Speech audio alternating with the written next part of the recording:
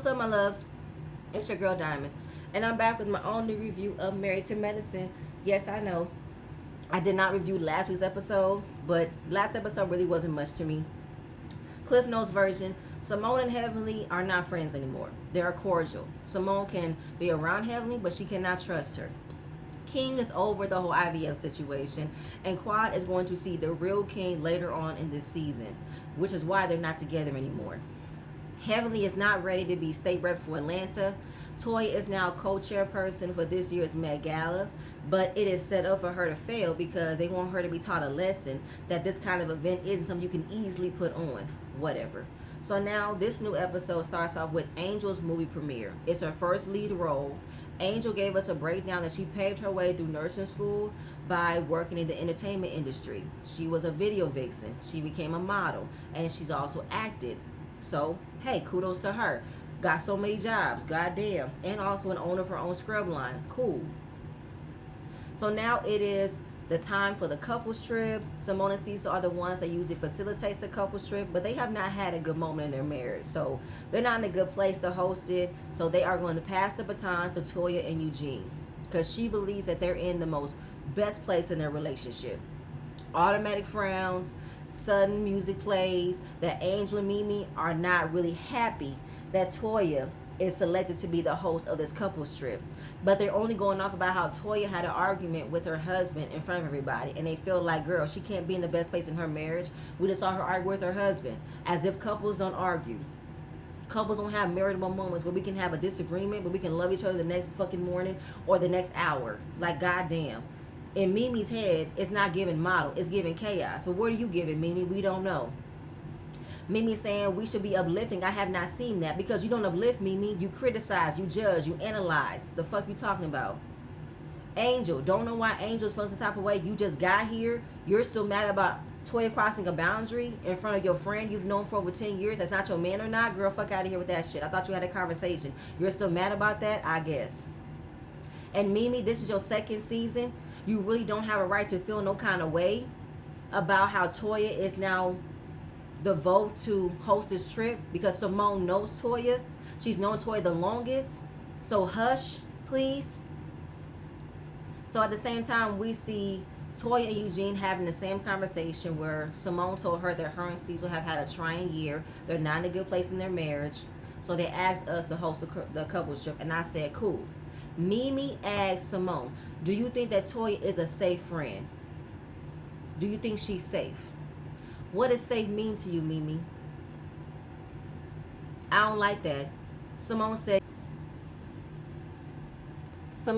yes, I do believe she has been a safe friend. Now, Mimi talks about how she has not had those moments with her. Well, that's on you. That's not on Toya. You have not tried to get to know Toya other than you trying to be overly critical, overly judge. Assume she is the only problematic person in the room as if Heavenly isn't as problematic as she is. And yes, Toya is annoying. Toya is messy, but girl, everybody else on the show is. And I feel like, do you feel some type of way that you weren't asked to host this trip? Why would we give you that trip? You're brand new. You have not really kind of earned your part being in this group yet. You ain't shown what you're about yet. To say that the person that's hosting this trip should be the glue. Well, you're not the glue because you're very one-sided. Because I feel like in this kind of moment, you're trying to align everybody against Toya and still put her in that same conversation of should you really have a friend like her. You did it to Brandy, and now you're trying to do this to Simone. Girl, if you still feel a way about her kicking you out of her house, you better go ahead and talk about it because I'm done with this shit. Because you're not being neutral at all. And then she's talking about, I mean, you want to pass the baton to them. It's make me not want to come. Then don't come. Nobody's going to bother you. Nobody's going to beg you. Go ahead. We don't want you here. You're not our type. Go. Ugh. Angel want to pipe in about setting boundaries. I'm like, girl, get the fuck over it. Why are we still talking about this shit? Then she said she'll have a conversation with Toya. And Toya said, listen, I don't know how to handle when it comes to single people on this trip. I think it's silly for people to come on a couples trip. But what I'm going to do is I am going to allow for everybody to do what they want to do. I'm not going to fight that fight. I'm not going to ask Angel about her dating life. I'm going to allow her to bring whoever she wants to bring. And I'm not going to have no conversation about it. I've learned my lesson. I'm done. So then Toya asked ChatGPT, what is a good place for a couple to go? They said Jamaica. So Jamaica is a place to go. Eugene is off for the next 17 days. Love it. So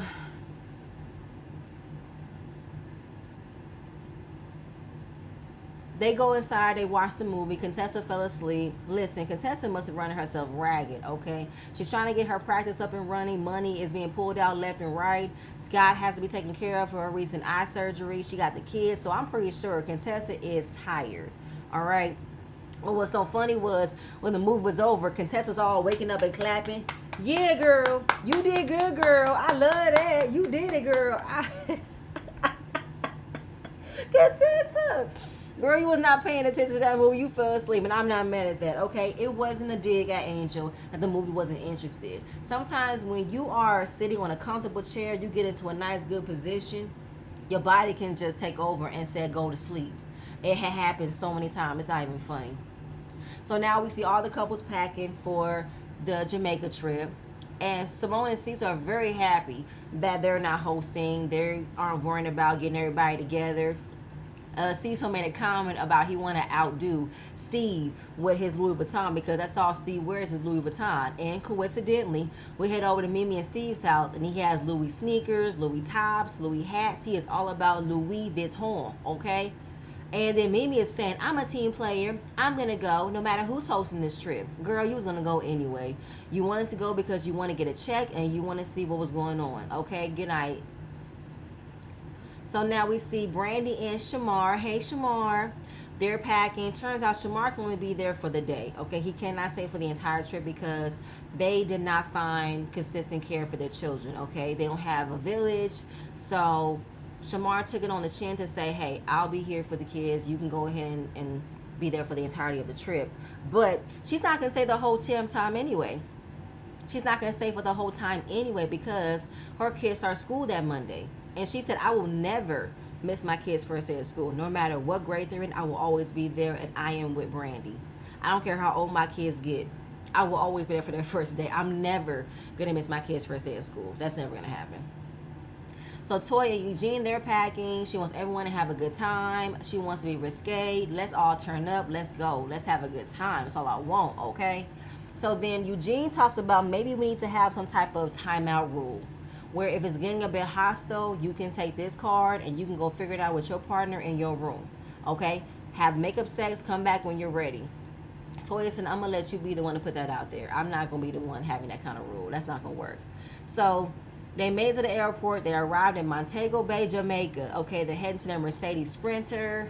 And apparently only Cecil, Simone, Jackie, and Toya Eugene were able to get on the original flight. Everybody else had flight problems. Mimi and Steve, their flight got canceled. They had to make it the next one. Scott wasn't clear to go because of surgery. Brandy, Angel, Heavenly, and Damon got on a separate flight with King and Quad. And where is Curtis? Don't know where Curtis is at. So then she asks Jackie, where is Curtis? He's on a golf trip to Canada. A golf trip to Canada. It's not the DR this time. So now all the other cast members are arriving. King is from Kingston, Jamaica. He was living in Jamaica until he was 9 years old, and then he traveled out to the States. And he has a lot of memories of friends and family. He loves the culture. He loves the food. Yada yada yada. So with Cecil and Simone getting on their flight to Delta, Delta canceled Cecil's seat, and he had to book another flight to Frontier. But they also asked if Simone would give up her seat to fly with him. She said, no, I'm sitting right here. I will not be moved. I am a Diamond Medallion member, okay? And I am not, I'm not mad at Simone. Listen, I pay for my shit. Okay, I pay for my perks and my benefits, and I'm not going to remove that for the sake of Cecil getting off this plane. No, I'll meet you there. So they make it. They have like a little area where they're able to head out to their rooms. So Eugene sets out this friendship pledge, okay, where we're going to come in good spirit, we're going to come in love, and if you need a moment to cool off, you're going to have to go to your room for a little while. Good luck, with telling grown people to go to their rooms, especially this kind of group. This kind of group lives for the mess, enjoys the mess, and not everybody acts like an adult. So good luck with that. So King has set up for them to go to the club, which is Pier 1. They're celebrating Emancipation Day, so wear gold, green, and black if you have anything to represent the Jamaican flag. So since he is a true Jamaican, he wants to give them the full experience. So their rooms are gorgeous.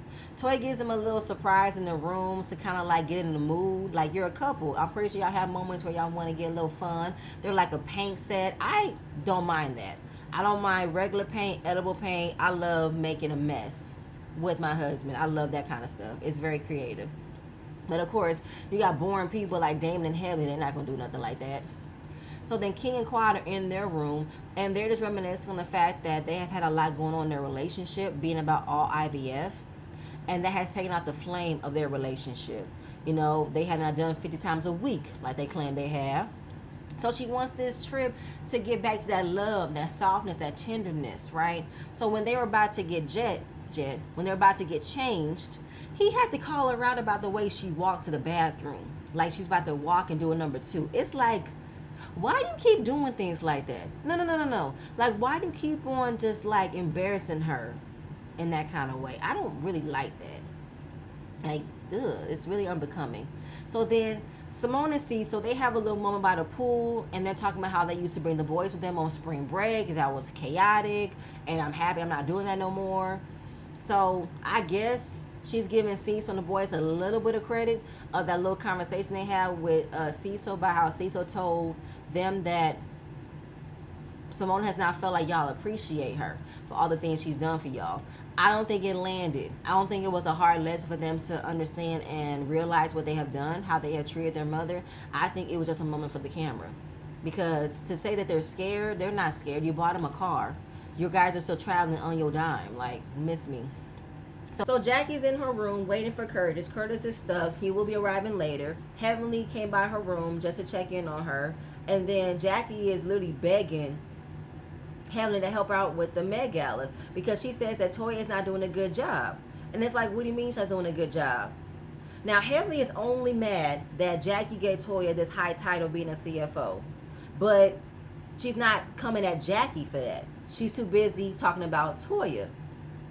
And then Heavenly had to remind Jackie, this is what we wanted to do in the beginning. We wanted her to do the Met Gala this year so she can learn how hard it is to put this kind of event together. It was for her to be taught a lesson. And now since Jackie realized that she put her in this type of position to be taught a lesson, is not working in her favor, now she wants everybody to come together and put on a great event. Jackie, this is where you need to get your ass whooped. Because why would you choose this kind of event to teach somebody a lesson? That's my only problem. Why would you choose this event of this magnitude, something that's so important to you, that's supposed to be like a staple in the community, of the medical community, and you chose this kind of event to teach somebody a lesson, a grown person a lesson? Like, girl, not everything needs to be of this type of, like, reprimanded, okay? And then I thought y'all were going to come together and allow Toya to drown. Allow Toya to drown. Let this be one of those times where it's hard when you don't have everybody on your side. It's hard when you have everybody pulling their weight. Let that be that time, Jackie. But no, you don't want to, because it's going to make you look bad.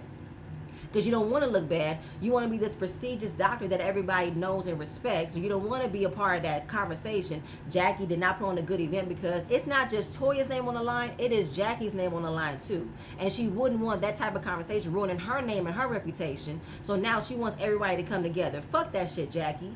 You should have never put Toya in that position if you didn't know it was going to come to this point. And again, I don't know what Toya is or isn't doing wrong because she never gave examples. But because you wanted so badly to teach Toya a lesson because she did not contribute to your standards of the last couple of Met Galas, you want to put her in this kind of position thinking that she wasn't going to handle it. Something is telling me Toya was able to handle it, but you pretty much dropped the ball on what you were supposed to do. And now you're getting close to the wire and everything isn't done. Now to tell Heavenly, we need to sell tickets. We only sold about 8. You need 100.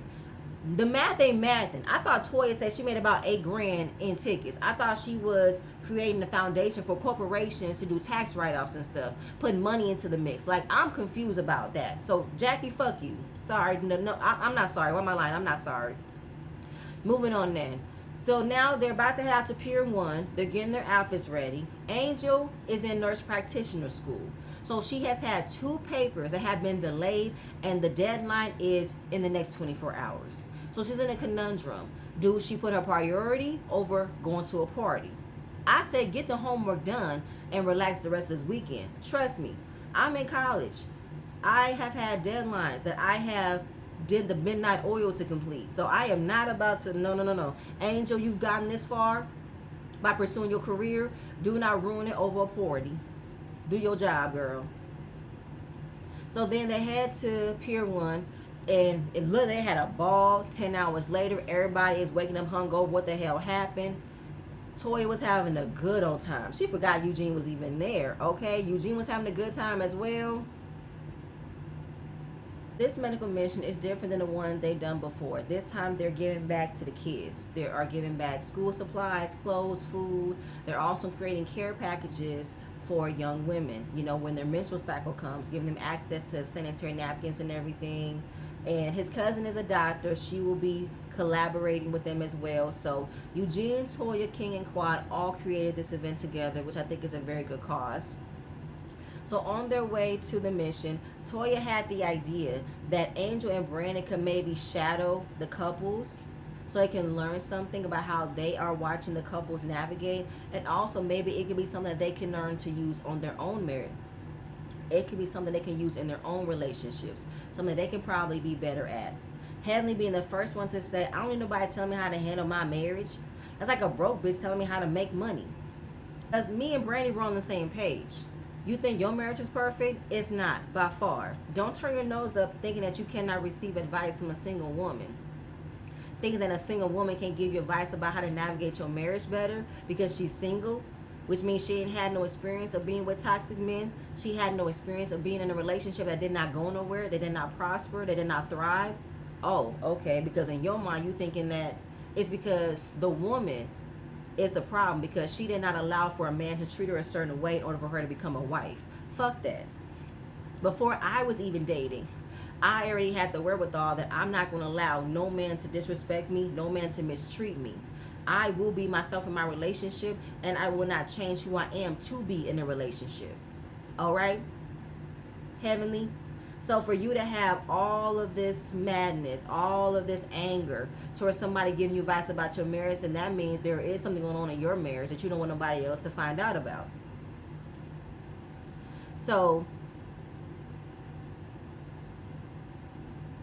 now we discuss the Met Gala. Jackie brought the Met Gala. And Brandy has felt like she has not been included in what the Met Gala is pretty much about, what it's for. Jackie really didn't explain what the purpose of the Met Gala. I think she just only talked about how Angel and Brandy make a lot of money. And that's all Jackie cares about is the money.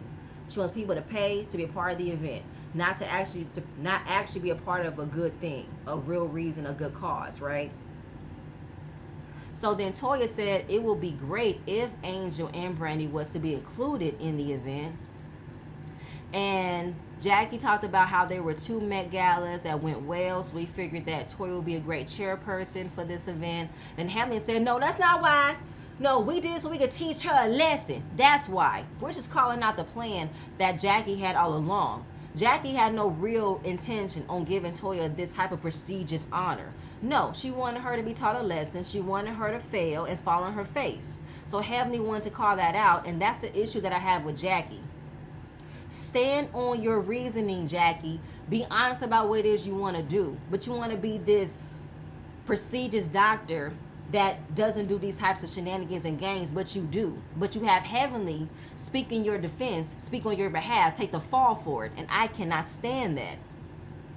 Now, watching her say it's for her to be taught a lesson, Eugene was like, the fuck is that? And then how she talked about how they did not contribute anything and all they did was pay for wine. Okay, well, that was something. I'm never going to not deny the fact that I gave wine. She said nobody wanted that shit. It was because that's all that was left. It's like, Heavenly, why are you so mad about it? Like, it's so mad at Toya for something that Jackie did. It's crazy how every time Heavenly is so mad at Toya, it's like, why are you so mad at her? And I don't know, like, Heavenly was going through something. I don't know.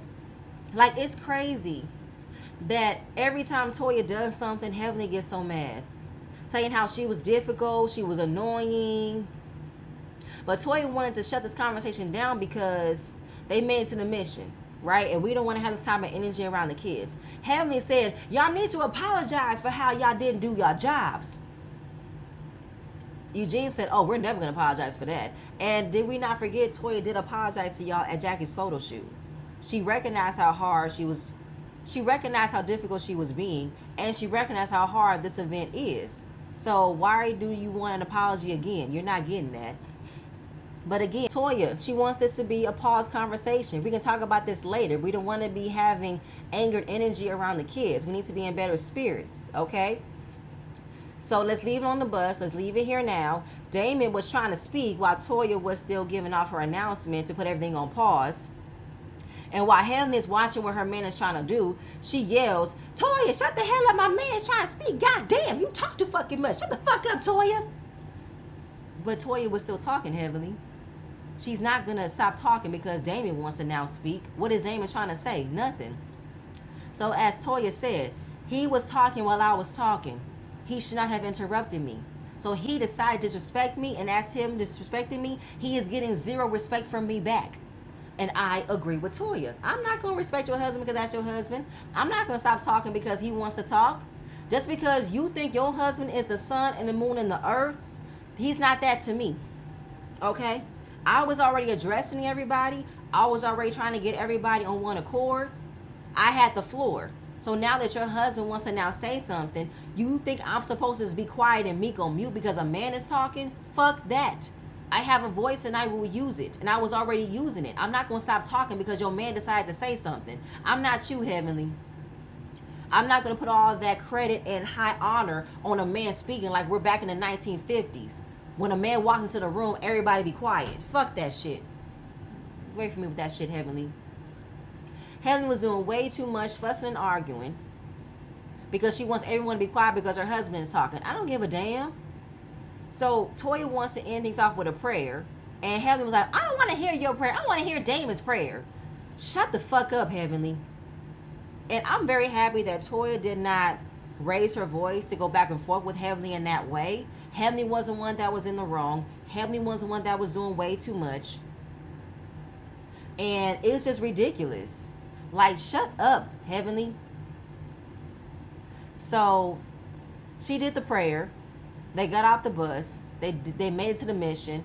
We meet Kirk's cousin. I think because his cousin says my nickname for him was Kirky. So now Kirk is in my head, Kirky. And they had a back to school. They had back to school items on the table. They had products for the family. And there has been a period poverty happening where it's very hard for women to get access to feminine products.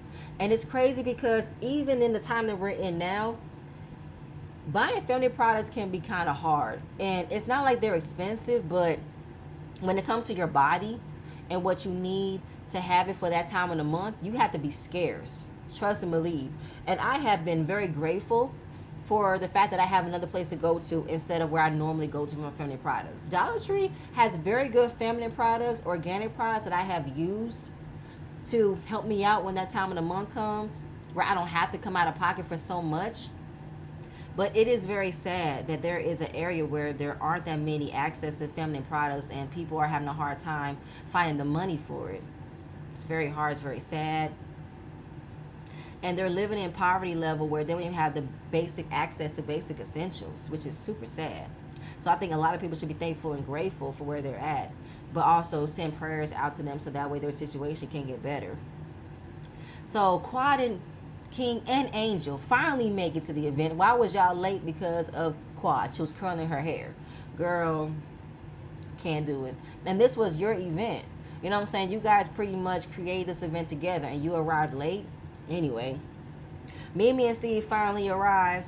So while they were handing out items, the doctors were very encouraging. They were also giving out words of encouragement, saying that you can do anything, you can be somebody, you can go somewhere. Now, when Heavenly talked, she said, somebody can tell you can't do anything, but you could be anything you want to be. Maybe not all at the same damn time. Because she said damn time, they all made a face like, and it's like, damn, it's not a cuss word. Okay, to them, Heavenly, you gotta be PG.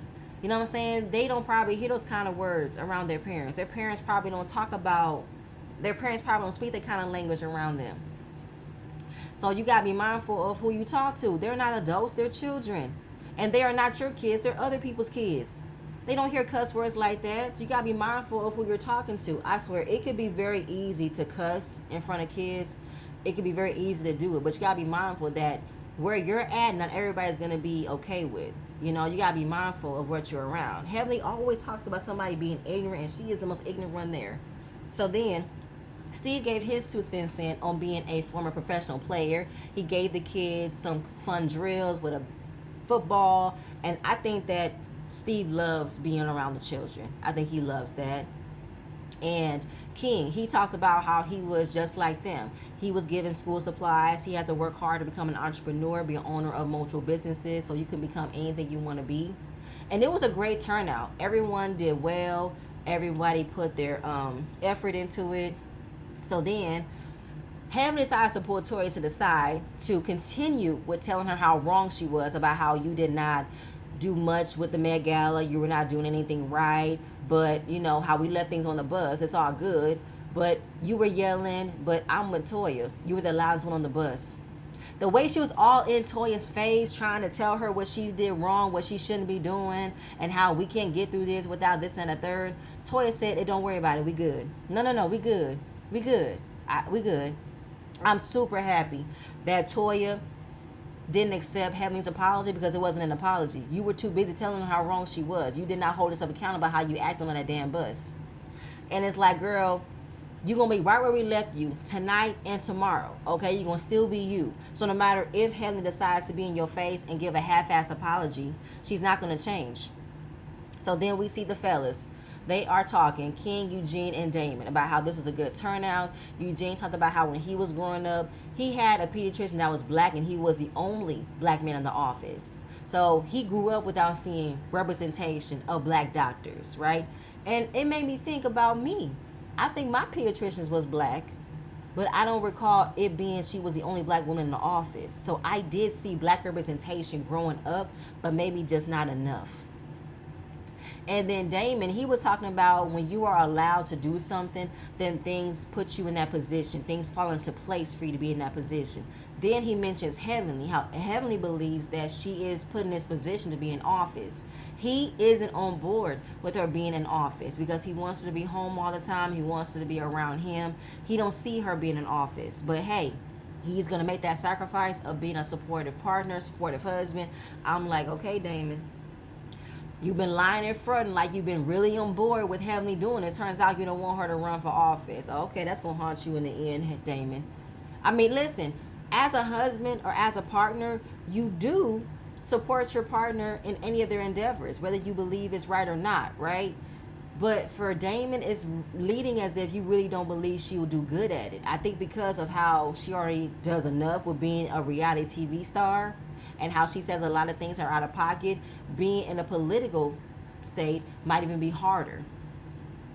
So then King compares the fact that since Damon is sacrificing what he wants for Heavenly to do good in office, he's thinking that it's the same with me sacrificing what I want to give Quad what she wants is just to be a mom.